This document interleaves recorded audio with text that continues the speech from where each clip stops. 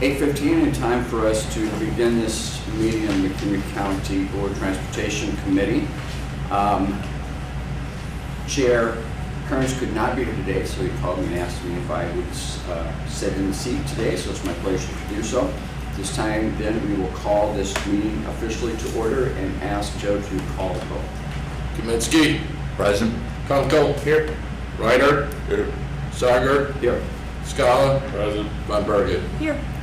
With all members present, then, we do have a quorum. It's appropriate for us to go ahead and proceed with people's business. In doing so, I want to ask for a motion to approve the minutes of the previous meeting, June 26, 2024. Is there a motion? Member Second. Member Kaminsky, second. Member Scala. Any questions, concerns, considerations with regards to the motion on the table? It is a motion to approve the minutes. There being no questions or comments, I'll ask all those in favor, please signify by saying aye. Aye. Opposed? Abstentions? Motion carries unanimously. Thank you very much. That takes us then to public comment, and we do have some members of the public who are here with us today to come before the committee. So at this time, we're going to invite them to do so. The first up is we do allow 3 minutes, and once that 3 minutes is concluded, then I'll respectfully ask that you summarize your comments, please, for us. But we'll go ahead and get started. The first individual on the list is Carol Friend. Carol? Good morning. I'm here to discuss the motor fuel tax fund program. Just to make sure that you are aware that in the middle of June, over half of the non-dedicated subdivision roads were eliminated from the program. On June 6th, we had our road, Figures Road Improvement Association. And on June 6th, we had our roads maintained. And on June 15th, we were notified by the county that we were no longer in the program. We were kicked out because our roads were determined to be not private. Our subdivision was platted in 1895. And I don't think at that time Dr. Charles H. Figures was aware that he needed to designate the roads as public or private. Also, we were told that we were under the jurisdiction of the city of McHenry and McHenry Township. In order to be taken over by the township, our roads have to meet specific standards, which the township has just as the county does. We do not meet those standards. Therefore, we have not been taken over by the township. We are also not in the city of McHenry. Our corporate boundaries are on different sides of us, but they do not include the roads in our subdivision. For the past 129 years, since we've been platted, the residents of our subdivision have borne the financial responsibility of maintaining and having the roads plowed. So to be notified after we had already had our roads maintained for the year that we were no longer going to receive the funds was like having the rug pulled out from underneath us. And we had been following all the rules and doing all our submissions for paperwork in a timely fashion, and to all of a sudden be told that no, you're not going to get those funds, I think was extremely unfair and unprofessional. And I was asked, how can we prove that the roads were private versus public? And I was told, I don't know. But if it was platted 129 years ago, how are you supposed to determine that? So, I just wanted the Transportation Committee to be aware of what McDOT was doing as far as the motor fuel tax program. Thank you. Thank you, Ms. Friend. Next on our public comment agenda is John Michaels. John? I'm fine as long as I'm with her as long as she can. What she said is fine. All right. Thank you very much. We appreciate that. Next up then is Jim. Jim? Good morning. Morning. Hi. I'm Jim Condon. I'm the Highway Commissioner for McHenry Township. And I just want to touch on what Carol's talking about and make sure that everybody, some of you know the whole history of the non-dedicated road, but some of you don't. If you recall, prior to 2015, there was a bit of an uproar on the non-dedicated subdivision roads. A lot of the non-dedicated associations wanted to be brought in The county then completed a survey prior to 2015 to ask if people wanted to be part of a municipal agent or a government agency to have their roads taken over by that. And if I'm incorrect here, please correct me. But the survey was sent out to the non-dedicated subdivision associations. Basically, there were 3 answers that were returned. 1, yes, we want in, absolutely. 2, yes, we want in, but we want to know how much it's going to cost us to come in. And I think that Carol and John, both of you would agree that that's your response. The 3rd was, no, we want to stay a private road. We're okay with that, which was the minority of the whole thing. Then somewhere around 2015, there was the big push to do something, to create a program to upgrade these roads to be taken in by the county, upgraded, and then turned over to the road districts. And you set aside a very large amount of funds to do that. McHenry Township at the time probably had 30 miles of roads, and thanks to your efforts, we were able to upgrade over 25 miles of those roads. And we have approximately 5 miles of road left that are still non-dedicated. And that was done through the NSR reconstruction program and the CDBG grant funds. We have a section of our area that is lower income, and we've been able to use those funds to upgrade the drainage and roads for those areas too, towards Lakeland. So first off, thanks for that. We greatly appreciate it. But what I want to go to is when the decision to proceed with the NSR program was made, it was made based on what the survey said. If you said yes on the survey, you were automatically in, or something very similar to that. It might be slightly different than that, but that's pretty close to what it was. And if you said yes, but we want to know how much it's going to cost, you weren't included. Well, Carroll's Association is one of the subdivisions that said which is what I would have done, is said, yeah, but how much is it going to cost me? We only have so much. So they weren't included. We went through the process at the time and upgraded these roads, and many of these non-dedicated road associations that weren't included came at that time and were supportive of it. And the Transportation Committee, and I don't want to speak for you, but the general impression that they had was that you would try to continue this NSR reconstruction program. Unfortunately, when the program ended, you terminated it, okay? And that was a couple years ago, and I think I came to a couple of the Transportation Committee meetings requesting that you continue the program, but you decided to terminate it. Which Jim, we left have us, reached the 3 minutes. Committee, is it all right if we allow Mr. Condon to go ahead and continue? Please do. well, thank you for that, I appreciate that. So that left us with a situation where the funds that we could manage the non-dedicated roads with, the 5 miles that we still have and try to upgrade, we could do it through MFT funds and through our road and bridge funds, the portions that they pay that we can spend on non-dedicated roads to upgrade them to eventually take them in. And in our program with our MFT funds, we were able to contribute up to $100,000 worth of funds, and then the county was matching $100,000 of those funds. So we basically had $200,000. We had 5 miles of road, and we would anticipate that over the next 10 to 15 years, we would manage to upgrade those roads to be able to take them in. That's the process that we were going through.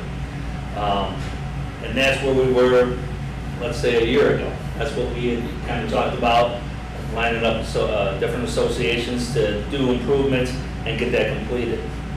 Since that time, the county had done some research and had determined that many of these roads, or we were notified of a couple of roads, were determined to be actually public roads. We looked at it, we actually contacted our attorney, Mr.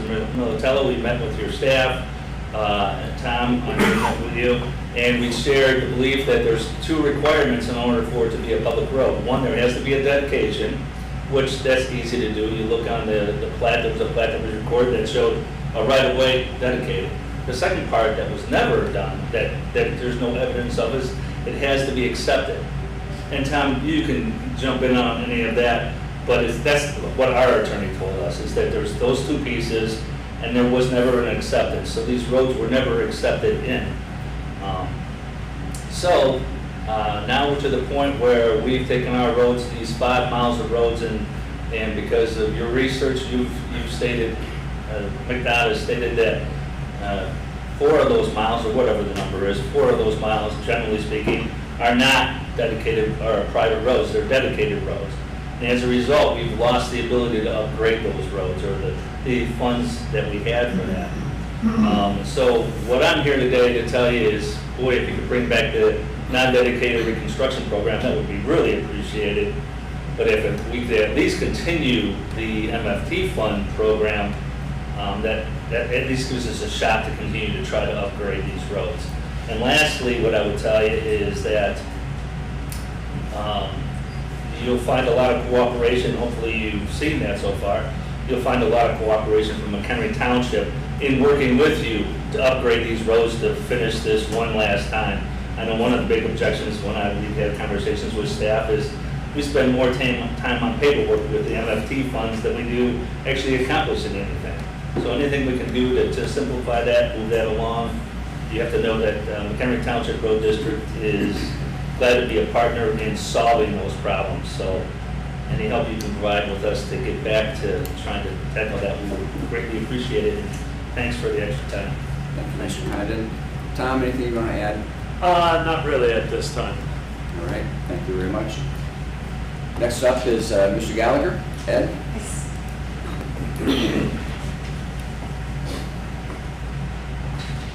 Good morning. Ed Gallagher, I'm the Community Relations Representative with Pace Suburban Bus. Thank you for the time this morning to address you. I have 2 quick little updates from Pace.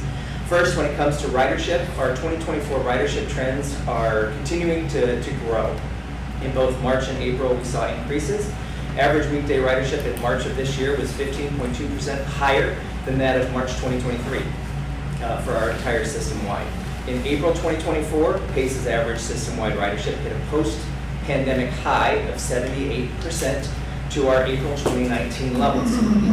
We didn't rest on our laurels. In May, our system carried over 2 million riders, reaching a new post-pandemic high of 80%. So 80% to our 2019 levels. Our average weekday ridership was 81,000 riders per weekday. And then our ADA paratransit service continues to grow as well. We're now officially 5% over our 2019 levels. So we're at 105% of pre-pandemic levels when it comes to our ADA paratransit ridership here in the Chicagoland area. Bringing it more specific here to the McHenry County and our MC Ride program coordinated projects, I'm proud to report that Ventra prepayment is now available for all MC Ride riders here in McHenry County. Beginning in June of this year, riders can now use both Dial-A-Ride and our coordinated projects and pay via Ventra. The PACE-operated Dial-A-Ride coordination projects such as the MC Ride, Ride Lake County, Ride in King, Ride DuPage, Will Ride now have that option of using their Ventra cards to pay during the booking process. Non-ADA riders can register via our Trip Check system. It is now also an app, so you can download Pace Trip Check onto your phone, connect your Ventra card into that Trip Check account, and then pay onto the system. So once your Ventra card is linked into the fare system, riders have that option of paying during their booking process. This is key. You are paying during the booking process. So you must have funds on your Ventra card when you do call to book, because then we will immediately deduct it and denote it on your account. So when the driver shows up, it's already been written down that you prepaid. I brought with me a little kind of printout that walks people through step by step how they can link their Ventra card to their Trip Check account and how to create that Trip Check.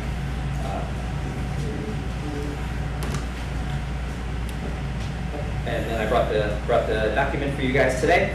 If you have any questions about Ventra, any of your constituents have any questions about Ventra, let us know.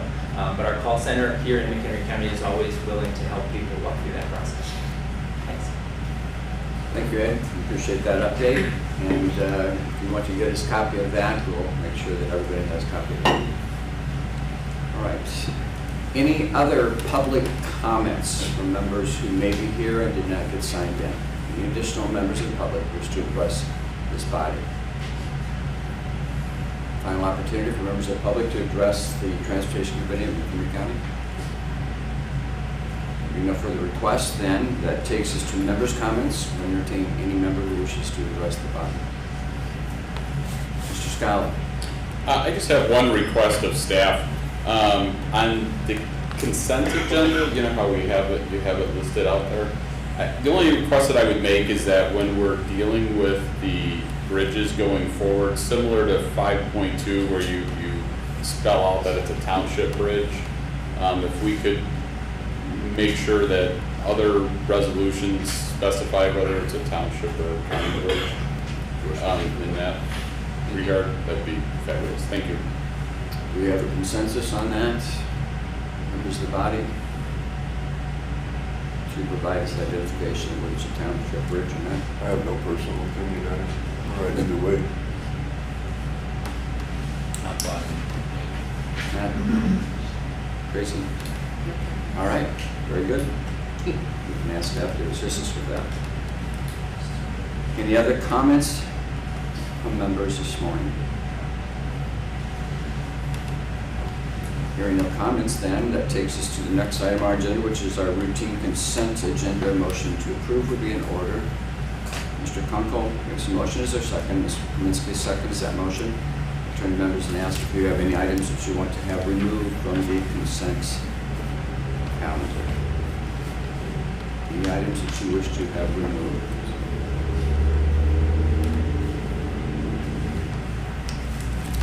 There being no request then to remove items from the consent calendar, we do have a motion before us. It is a motion to approve items 5.1 through 5.6. Any questions or comments before we proceed to vote? Questions or comments about any of the items from members of the committee? Final opportunity. Being no questions or comments, then we'd ask the staff to please call the roll. Kunkel. Yes. Ryder. Yes. Sager. Yes. Scala. Yes. Von Bergen. Yes. Kaminsky. Yes. Thank you very much. That motion carries unanimously then. Appreciate that very much. That takes us now to new business. We have kind of a large bit of new business to work on today. First is 6.1 IDOT FY 2025 to 2030 multi-year program. So it's a 5-year multi-year IDOT program. Yeah, this was Over just to more, staff. sorry, this Scott? was just more informational for your, in case you get questions from constituents. Now you have sort of a copy of the IDOT NYP. You can see which of their projects are going in which fiscal year, as well as what's going on just generally in your district. So I don't have a formal presentation on this. I just wanted to make sure you all saw it because it was released last month. But yeah, any questions I guess I can try to help answer, or Joe can help answer those questions for me. Anybody have any questions? We have had the opportunity to at least kind of briefly review it if we haven't done so in detail yet. Any questions or comments that anybody might have with regards to the FY 2025-2030 multi-year program from IDOT? Questions or comments? Members of the public, and see if you have any questions or comments that you'd like to make with regards to the IDOT program. Final opportunity. Final words from staff. All right, thank you very much. That takes us then to item 6.2. This is the draft FY 2025 budget presentation for the Division of Transportation. Scott, who should I turn this over to? Joe. All right, that's great. I will get us started here. We had almost forgotten your name, I'm sorry. Just saying. Wow, thank you. The DOT is proud to present our fiscal year 25 budget for our department, totaling over just $62 million this year. As in previous years, the team will give a brief overview of what we hope to accomplish next year and how each of our 6 funds will be impacted with revenues and expenditures. We will then discuss our supplemental requests and answer any questions that you may have. First, I'll turn it over to Scott, and he'll start us through, actually Scott, Ed, and Beth, and we're going to kick off right away with our capital program. Thank you very much, Joe. Scott? Yeah, is anybody's phone up here, by the way? I forget their phone. Want to make sure. Thanks. So yeah, we wanted to first, while we have your attention, we wanted to get into the equipment, because I know that's sort of what this committee really cares a lot about. So I guess we'll get right into sort of some of the history behind how we used to pay for equipment and how we started to transition that recently. So if you recall, we used to pay for all of our snowplows, trucks, things like that out of our county highway fund, which is a property tax levy. It's Fund 205.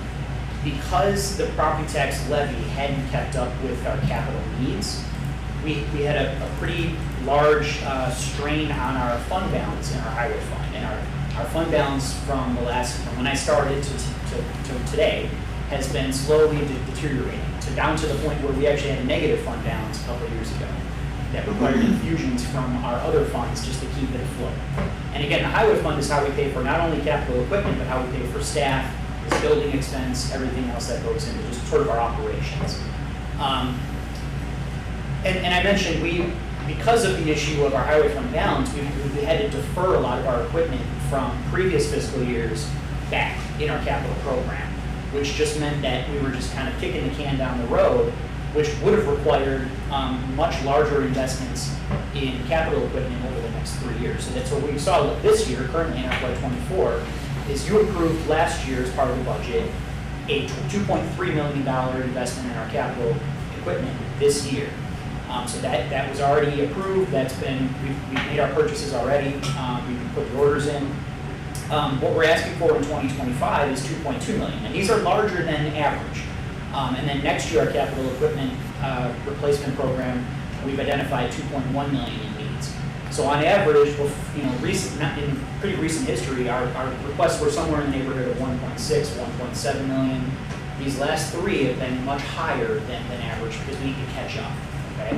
So I think it's important we all keep that in mind. These are because of deferrals that were made 5 years ago is why we're trying to catch up today. So if you kind of rewind about a little over a year, or a little under a year ago, this county board took action to increase the county option motor fuel tax. It was just over 4 cents per gallon, 4.7 cents per gallon. You increased that up to 8 cents per gallon starting on January 1st of this year. So we've had 6 months, 7 months of this higher motor fuel tax for the county, and we've seen our collections increase because of that. We estimated that the increase would generate roughly about $3 million more per year for this department for transportation purposes. The decision was also made as part of the budget last year that when we increased the county option motor fuel tax, we were going to move the capital equipment off of the property tax levy and into our county option motor fuel tax fund. So basically, instead of paying for it under the highway fund, we're now paying for capital equipment starting this year out of our county option motor fuel tax fund. And you'll recall, the $2.3 million is what we budgeted this year for capital equipment. So theoretically, we're going to get an extra $3 million a year, but $2.3 million of that is going to be paying for our capital equipment. So in reality, the county option MFT you guys all approved last year has resulted in net and an additional about $700,000 this year for the DOT, for projects, right, for things other than capital equipment. It's important, oh yeah, go ahead. Do we have an estimate right now or some indication of where we are? This is halfway through the... It's pretty in line with what our estimates were a year ago when we brought this forward. We're seeing, again, roughly an additional $3 million. I mean, we're only halfway through the year, obviously. And it's important to keep in mind that on July 1st, the county option motor fuel tax increased again by an inflationary amount. So we're actually over 8 cents per gallon. We're at 8.3, I think. I'll get there later. But yeah, our estimates last year are roughly in line with what we're seeing this year. Okay. But it's important, kind of the most important point of this slide is without that action, without the county board taking our capital equipment out of the highway fund and into the county option, we were gonna have to come before this body requesting a levy in the highway fund of $11 million, maybe even more per year to catch up on our capital equipment. That's not what we're proposing as part of this budget. You're going to see we're proposing a $9 million levy, and not an $11 million, but a $9 million levy. But that's only because this body moved the equipment out of the highway fund into the county option. So essentially what I'm saying is you all, by your action, kept property taxes low for the highway fund levy, because you took that vote to increase the county option more fuel tax. So I think it's important to keep that history in mind as we get into sort of what we're proposing for next year. Any questions before I move on? Okay, so I'm going to turn it over to Ed. He's going to talk a little bit about sort of what we have in our capital program for next year and answer any questions if you have. Before I get started, I'd just like you to take a look at the two pictures that we've added to this slide. The top one is a brand new snowplow. As you can see, we're changing all of our equipment over to red. That's a brand new plow that will be utilized this year. And then down at the bottom was a greatly needed service truck, which was just delivered last Friday. And our shop guys are more than happy because the old one really had some issues and you had to be careful what compartments you stored anything in. It was in that bad a shape. So we're really looking forward to moving forward with that equipment. Right off the get-go, we've got the 3 snow plows, which are part of the existing plan. A couple of engineering trucks. We're taking a new, harder approach this year into looking to safety items for all of the different crews out there, where we're adding crash attenuators. Last year we added a boom truck. If you recall, we said that was a 2-year build out. We're adding another boom truck. This is going to be a smaller one for our sign department, so it's another 2-year build out on that one too. We've done a good job at getting all of our mowing equipment. Tractors are now encased in cabs to protect a protection environment for the workers.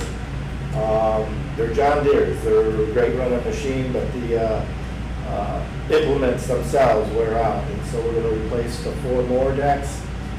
We've got a pickup we need to replace. We're adding a grapple bucket, which will greatly help us out with, especially with storms. And we're adding 3 additional message boards. Can I jump in 1 second? Sure. Are these estimated pricings, or have you gone out to bid on these? No, they're just estimated. We feel good about these costs. These are not Right. inflated. These are sort of what we expect to see next year. Last year, when we were talking about, hey, take this and put it here, motor fuel tax, you said, well, this is what the estimate of the equipment we need to do, and we need to put the order in because it's going to take X amount of years to get it. What's the expectation of that equipment? Same thing like we were talking last year. If we put it off till next year, it'll be another 3 years and more of a cost. We're going into this winter season, and we'll have all 3 of our 2022 contracts. So that's the delay in the whole process. But it's getting better. The cab and chassis part of it is actually, Peterbilt's doing a pretty good job. It's getting the build outs done, but in the very near future, we anticipate to have 6 cab and chassis all down to Banal to do the build outs, so that hopefully come next winter, we possibly could have all 6 plow trucks coming in, which would be greatly appreciated. So they're getting them in the house. It's Right. getting shorter then. It's starting to look better. Okay. Yeah. So just a real quick question. I'm just looking at that, just a real quick scan, just from a layman. I don't really know what an International 7400 costs, but I know what a Ford Ranger costs. It seems like 15,000 higher than, I just bought a brand new F-150 for 52,000. Why is it so high? Is that just to make sure that you'll have enough money in there? I have that, and we don't know what the engineering staff's going to want to outfit. Yeah. I mean, just from being naive, and at the end of the day, those come in, say they come in lower, would you buy another truck, or would the money spent just not be spent? Play that by ear. Most likely, if any of these costs come lower, we just wouldn't spend the money. It would You just wouldn't spend the money. Yeah. So you'd have it left over in that bucket for something else, but there Now- wouldn't be more than 7 trucks purchased. Correct, no, and the 2.2 is a cap, that's a ceiling, right? Yeah. We're hopeful that costs will come in low and we don't have Yeah. to spend $2.2 million. It's just my naivete. I was kind of curious how that would pan out at the end of the day. The other thing, though, is if we have something that comes in lower and we can accumulate a certain amount of funds there, then if there's an emergency or something comes up, you know, we actually have funds allotted that we can indeed go ahead and cover. Is that what the procedure is now, just to leave that in the bucket for? Until the end of the year, those dollars there, but Dr. Sager is exactly right. If it comes in and we have money that is left over, either for an emergency or maybe we can purchase another piece of equipment, depending on what that balance is. The problem is, by the time you get all this delivered and that, it's near the end of the fiscal year. Right. Too late to spend it. Right. Yeah. Thanks, sorry, I didn't mean to slow you down, but. All right, I'm gonna hand it over to Daryl. Thank you, Ed. So Ed talked about the maintenance equipment. Daryl's gonna talk about some of the projects we're not only carrying forward from previous years, but then stuff we're starting next year. Yeah, thanks, Scott. So we have a lot of impactful projects in the works all around the county. You can see carrying forward, we've got on the design side, we've got 20 different bridge projects in the works in the hopper right now. We're working on Charles and Queen Anne intersection as well as Charles Road and 120. We have 3 additional intersections that we're working towards. Lakewood Road project includes bike path and intersections. Bull Valley Bike Path as well is in phase 2 design. For construction, keep our fingers crossed. Bids are due on Friday for Randall Road. So we are excited to see what happens. This Friday or Friday? This Friday, August 2nd. Big circle on the calendar. We made it through the dragonfly, the bumblebee, the long-eared bat. We're in progress for bids on Friday. We also have Virginia Flashing Arrow that's ongoing. 2 bridge projects in construction right now. We're going to have 3 more for the construction group here next year. Starting new for 2025, long list of projects you can see here from the design side, from more bridges to intersections, roadway extension, and bike paths, construction. Late in the year 2025, we'll have 3 to 4 more bridges for the construction group. You can see them up there. And we will always have our robust county paving projects and culvert preservation programs that are moving forward. County is also excited to move forward with the remote maintenance facility, as we're partnering with Algonquin Township right now to look at their facility to expand. And that will greatly help our snow and ice operations for the residents here of McHenry County. That's all I have for this slide. Unless there's any questions, we'll pass it over to Scott. Yes. Daryl, any interest in offering a projection in terms of bids coming in on Friday? We have a range of estimates between 55 to maybe 60 million is what we are anticipating now. And thankfully for Scott's efforts, in a variety of different ways, we've secured 80% federal funding for this project, which is pretty tremendous. The previous Randall Road project was around 47% that we have federal funding. So I was a lot more nervous on the southern end of the project because we didn't have the level of grant funding we do on this one. And so any bids that came in high in the southern section, we were thinking about a supplemental appropriation. On this one, thankfully, because we've gotten so much federal money, obviously we still want bids to come in low, but we're sort of somewhat insulated to any type of higher bids that were to come in. So yeah, fingers crossed that we come in low. Thank you. Y'all address that like gubernatorial candidates or presidential candidates or something? Well done. All right, I'm going to move on. Thank you, Ray. And this revenues and expenditures. I'm going to kind of go Thank you, quickly. Mr. Governor. You all have seen this, so I'm not going to dwell on these slides very much, but I felt like I owed it to you to sort of update on where things are. So we talked a little bit about the highway fund already. That's how we fund operations here at the county DOT. We've got 2 other property tax levies, matching and bridge. And then we've got a sales tax fund, the RTA sales tax, and that's primarily for projects, transit, our resurfacing program. We've got 2 motor fuel tax funds. We've got the state motor fuel tax, which is now currently at 47 cents per gallon. And we've got the county option motor fuel tax, which is at 8.3. I mentioned you all increased it to 8 cents on January 1st. The 0.3 cents is an inflationary factor that took effect on July 1st of this year. And then I put a little note here, it's important to keep in mind, the federal MFT is also 18.4 cents per gallon. We don't get any of that directly here, we get it indirectly through the state of Illinois and others, so it's important to keep that in mind.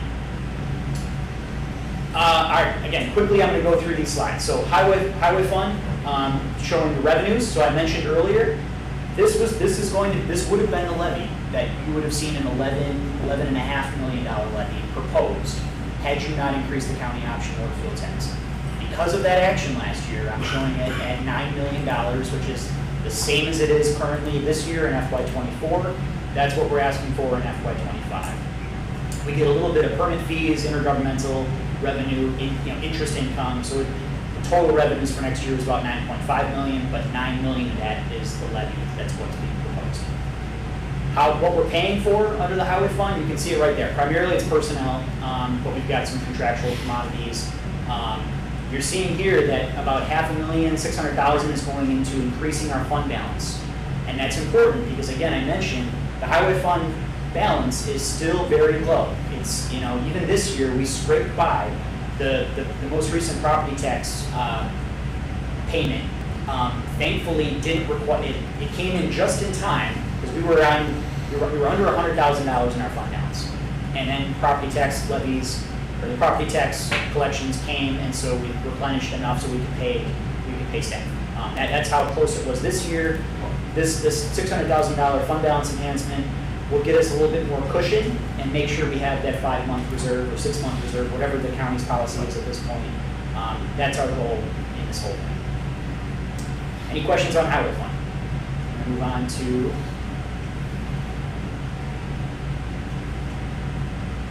it's not moving on me. Hang on.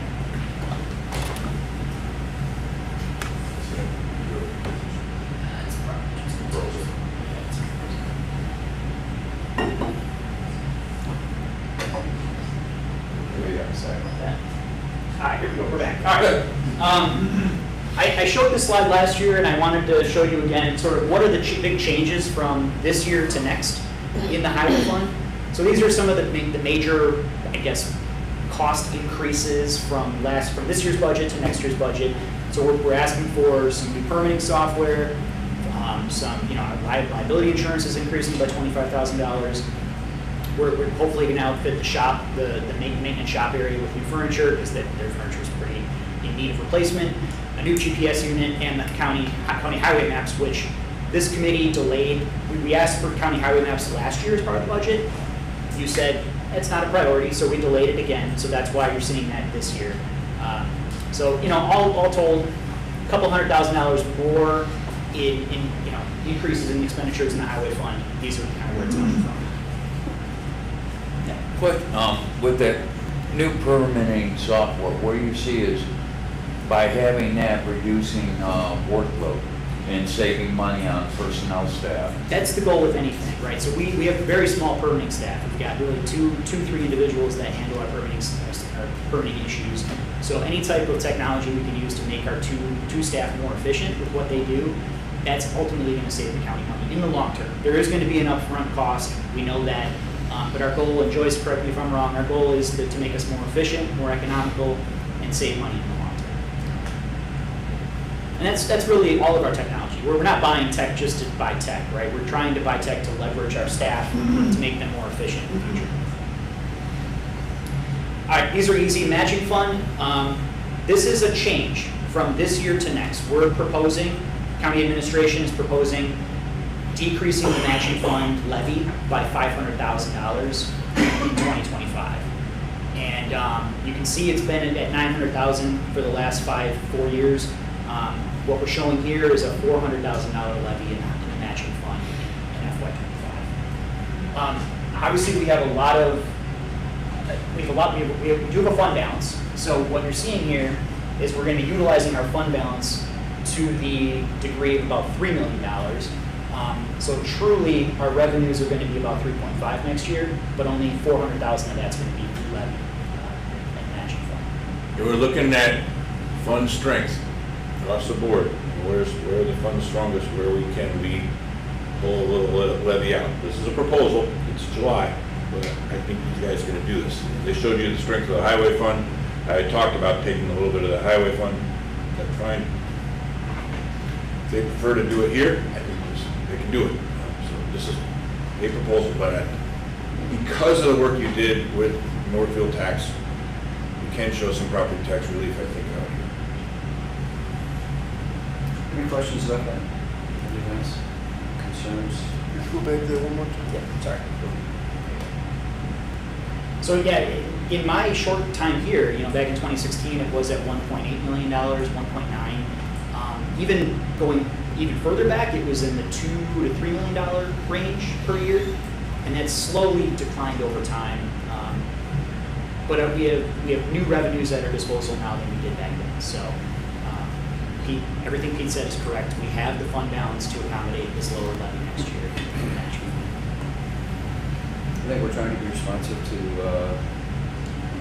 the marketplace, to our constituents, and trying to control that property tax levy. And so due to the management efforts that we've taken over the last year, especially, that's kind of made that possible. So we appreciate that. Thank you.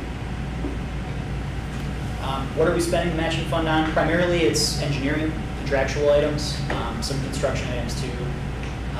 Again, by state statute, matching fund is supposed to match other federal funds, so that's why you see it a lot on bridges. We use a lot of this fund on our bridge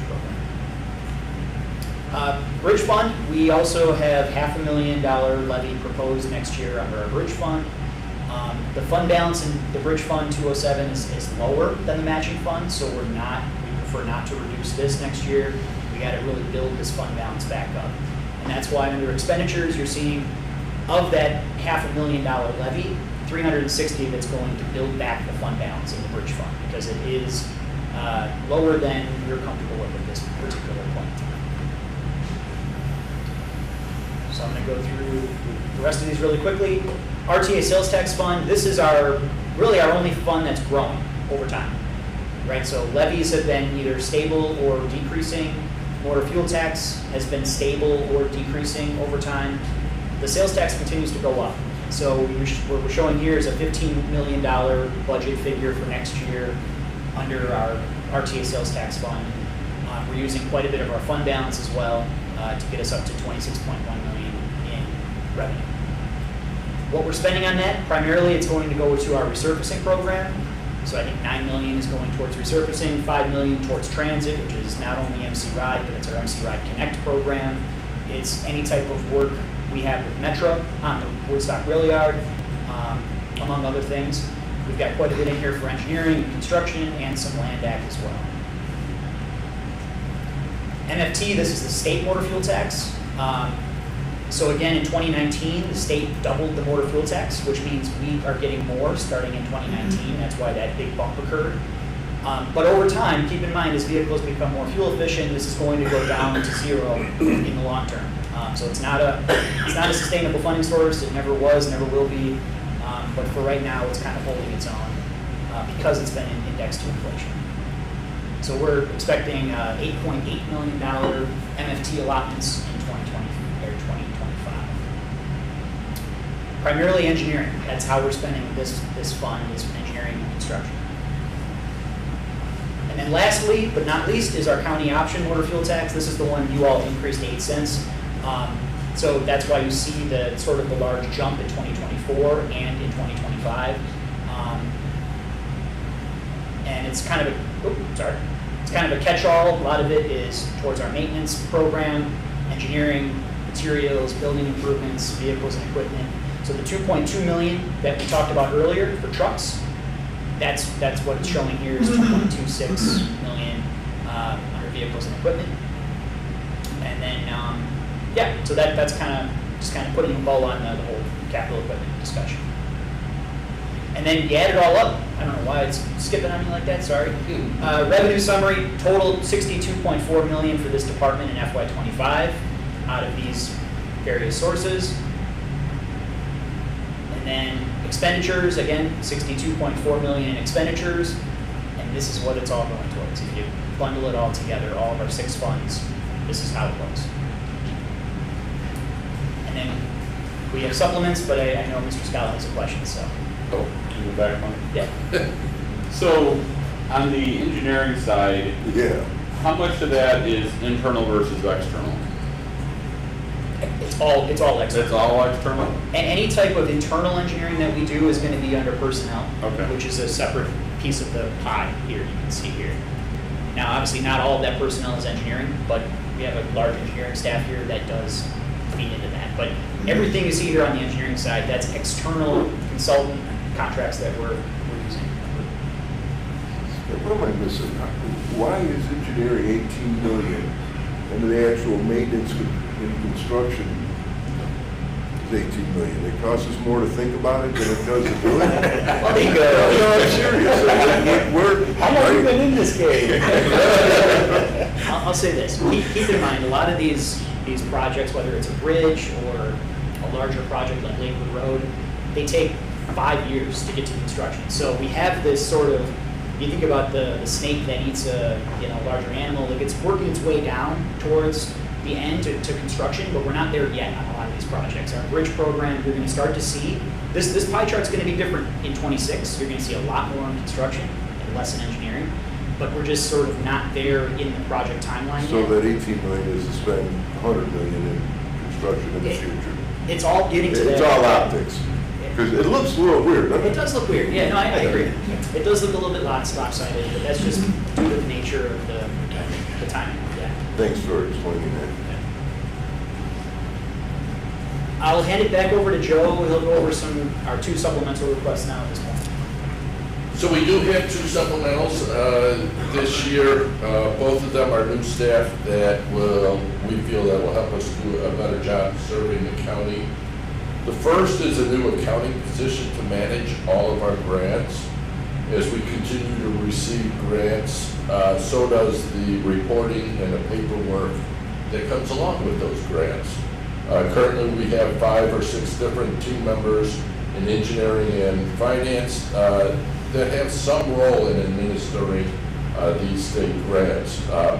This position would free up their time and allow us to centralize the expertise financially with a financially minded individual. This position also would be funded 80% by grant reimbursement funded as well, expected to be from the RTA. The second position here is a new maintenance worker.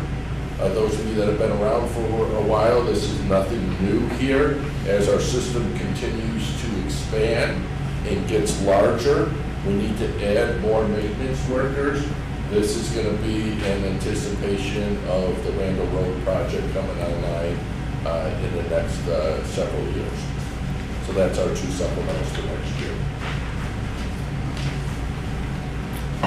And obviously, this $181,000, that doesn't account for the reimbursement we would get for the accounting position. So the true cost of the county would be, just over $110,000 truly after reimbursement from our federal grant. Yeah. If you're gonna spend 90,000 on an employee, how much money are we getting in grants? Hopefully it isn't 90,000. We are getting any given year, honestly, I don't have that number ready, but it's probably in the neighborhood of $10 million a year of grants. Then that sounds a little We've got, justified. yeah, I mean, the amount of federal money with IIJA, the state capital program, the amount of federal and state grant money we're getting has increased exponentially since when I started in 2012 to where we are today. So was this position needed 10 years ago? No, it wasn't. But now, everything we do touches a grant somehow, it seems like, and that's only going to continue in the future. That's really positive, but at the same time, the oversight and the reporting requirements for grants has become exponentially greater as well. It's a double-edged sword, right? We all like the federal money, but the federal money comes with strings attached. We all know that, and that's why this is so important to us, to make us more efficient as a department. So that's really it. We just kind of wanted to answer questions. Obviously, we'd like concurrence from this committee to move this forward to Pete and Carrie for next steps. And Carrie, I know Carrie's online. If you have anything to say, Carrie, if you want to, or Jeremy, if you want to mention anything from the finance end, now's your chance. All right, I'll open up to the committee, see if you have any questions or comments at this time. The request on the table is for staff consensus to move it forward. At this time, any questions about the report? First, thank you. Thank you. Very thorough report, well done, easily palatable. You gonna be able to email that? Sure. Yeah, Okay. no. Say that one more time, Carmen. Email that PowerPoint. Any questions in August? I guess I would ask the committee if, given the public comment that we had this morning, would you like to have a future discussion with regards to the question that was presented, I guess, for Green Township area? The MFT funds, you're absolutely right. Not just the MFT, the But roads that the are non-dedicated. dedicated. I'm open to bringing it up to discussion, So, not to approve any money spent, but, No, we have to kind of seek a way forward for it, though, right? yeah. okay, so do we have consensus then to have a discussion about that at a future meeting? Yep. Yes.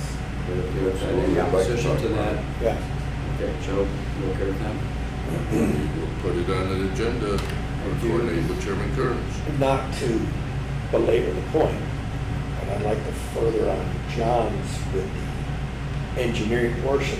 Is there any way you could kind of bisect that a little bit for us and tell us how that's gonna come off engineering to construction over the next year or two, if that's possible? Yeah, and I will say, that was a large number. I think it was 18 million or something like that. Yeah, so for us, the rubber meets the road when the road's laid. Yeah, So that's yeah. what we really want to know overall, long term, where that is. And obviously, you all know this, you can't get to that level Sure. until you do the engineering. Again, not opposing the budget, Yeah. just kind of asking to further John's point. I'd like to kind of know where that is down the road. Sure. And one thing I'll mention before I get into specifics, a lot of our engineering is federally reimbursed as well. So the 18 million, that's what we're outlaying, but there's a revenue component as well attached to that outlay.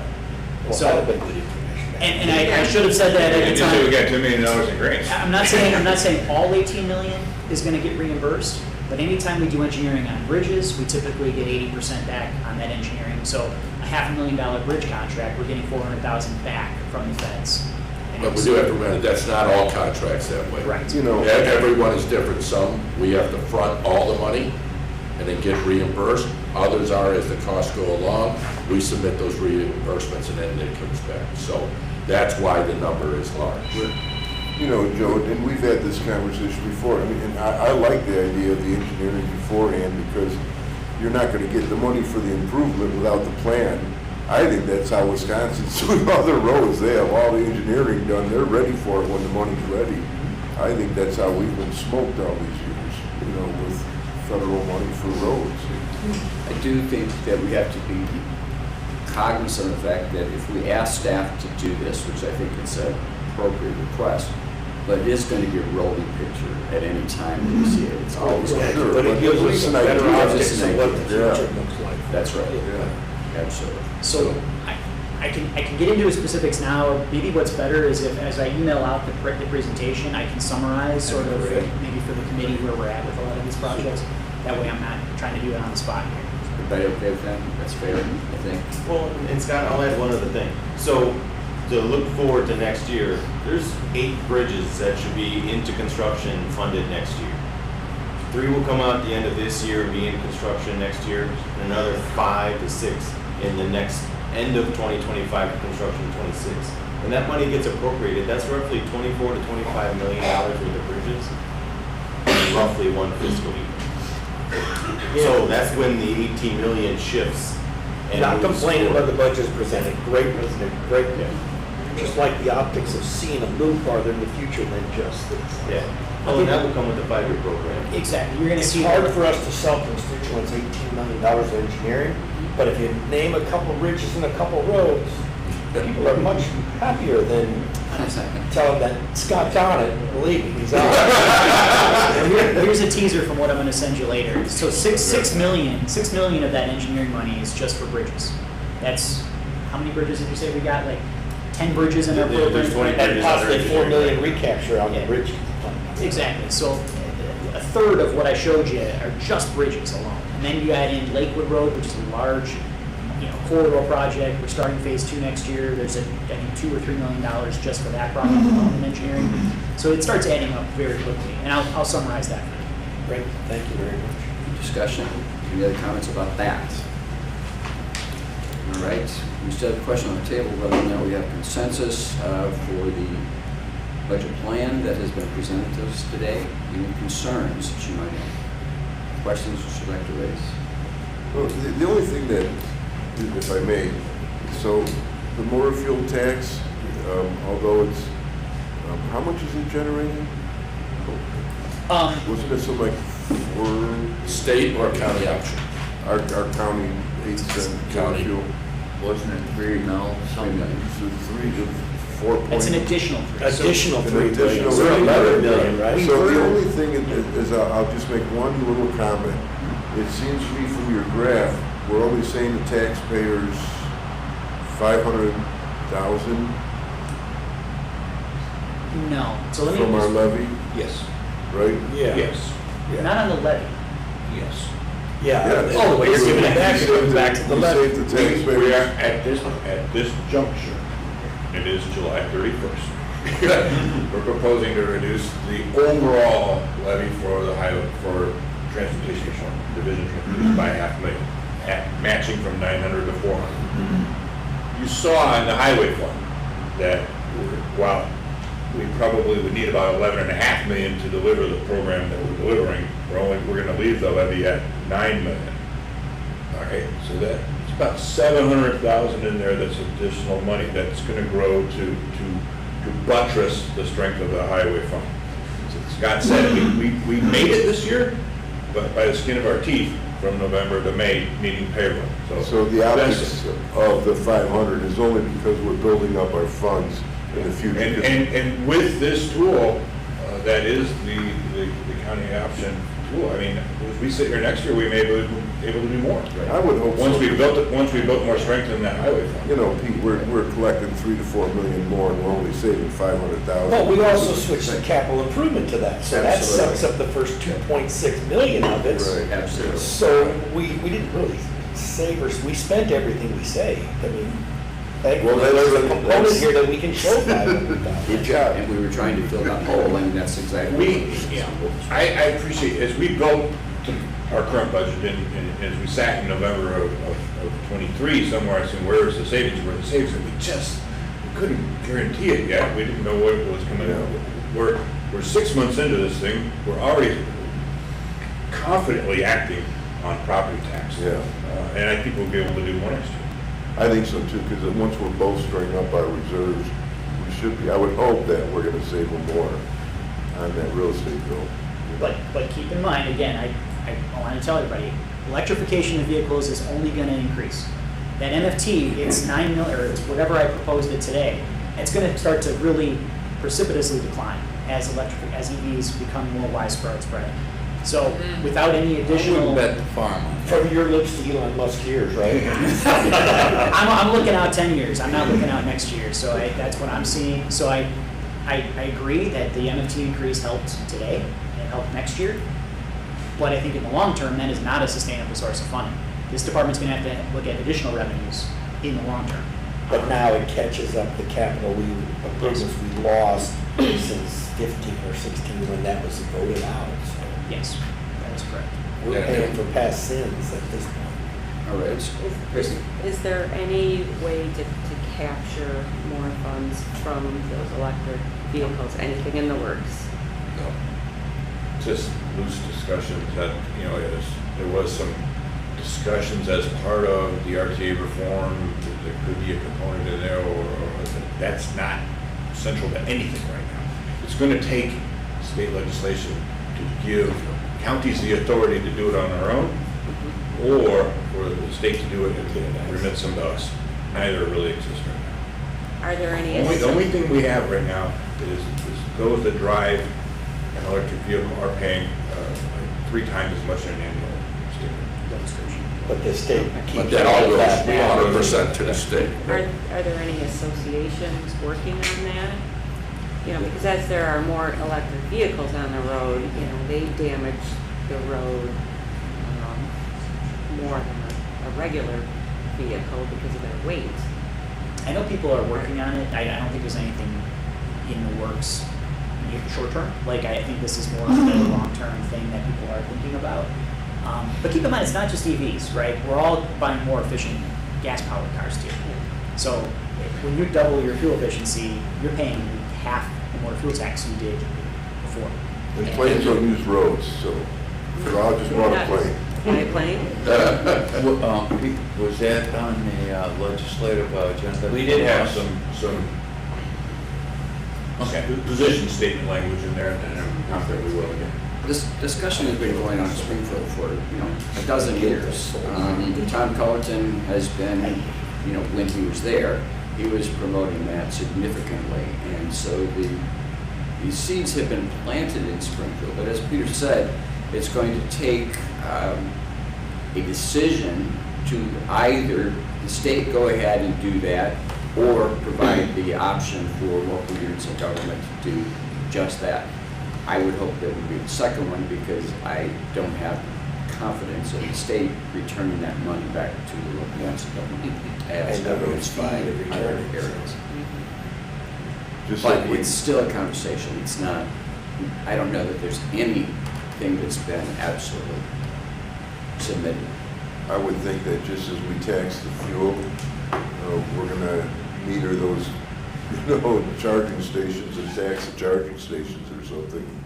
I mean, somehow you're going to have to equalize it because it only makes sense, Gas is now electricity, taxing electricity into those charging stations. I bet that's how it ends up in the future. Well, and I think the industry, you mentioned what the industry is doing. I think the industry, is coalescing around getting away from taxing the fuel, whether it's gasoline or electricity, getting rid of that. They're focused on taxing by the mile. I think the whole industry, that's where everybody's sort of leading to, because that's the only really fair way, where if you have vehicle A and vehicle B powered differently, you're taxing them the same based on how much they drive, right? So I think that is truly where this is going to go, whether it's at the federal level first or at the state level, I don't know. But hopefully we'll be able to share in those revenues on the per mile fee that is eventually taxed. All right, so again, the question on the table is if we have consensus to move this forward then in terms of the budget process. Obviously, lots of future discussions on all kinds of things, but that's the question with consensus. Yes. Yes, we do. Thank you all for, well done, appreciate that.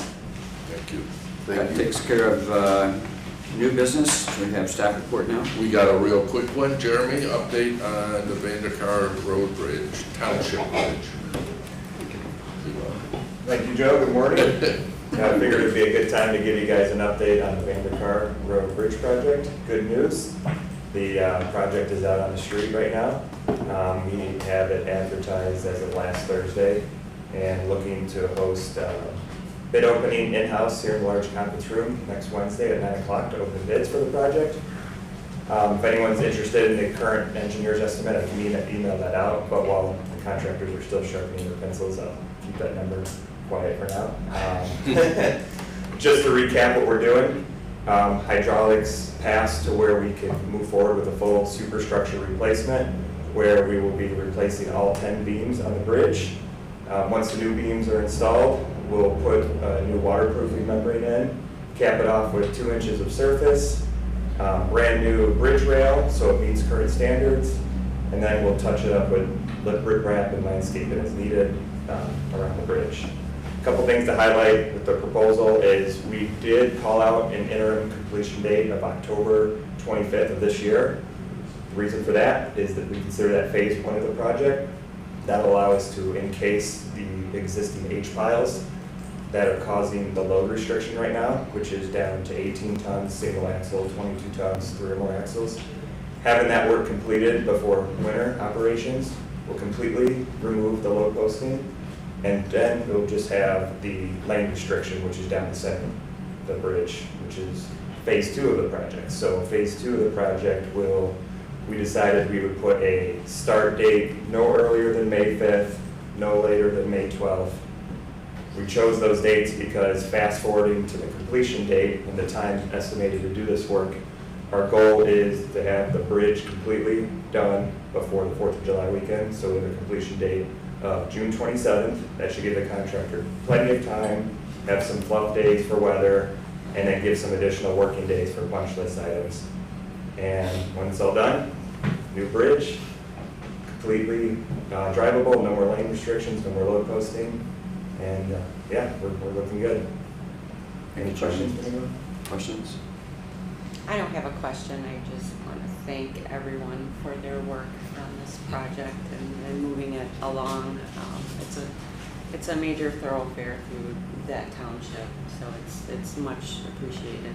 Thank you. You're welcome. Thank you, Tracy, for everything too. Tracy? Thanks, Jeremy. I appreciate it. That is it. Anything else, staff report? That is it. All right. Do we have a need for executive session today, Tom? I believe so. No need for executive session? All right. The next meeting that we have is actually going to be rescheduled, so I apologize for that, but due to the fact that the Senate Transportation hearing on RTA is going to be held on our regular scheduled meeting date, we're going to be adjusting that to another time. Do we have a time specific for that yet? Not yet. I will coordinate that with Chairman Kurtz Okay. and County Do you have Administration. a thought on that? Maybe the day before, afternoon of, but that's a kind of a busy day and we don't know how long those Senate hearings are, so we'll probably stay away from that. And so we'll look at we'll look at the county board calendar and also see what the size of the agenda is.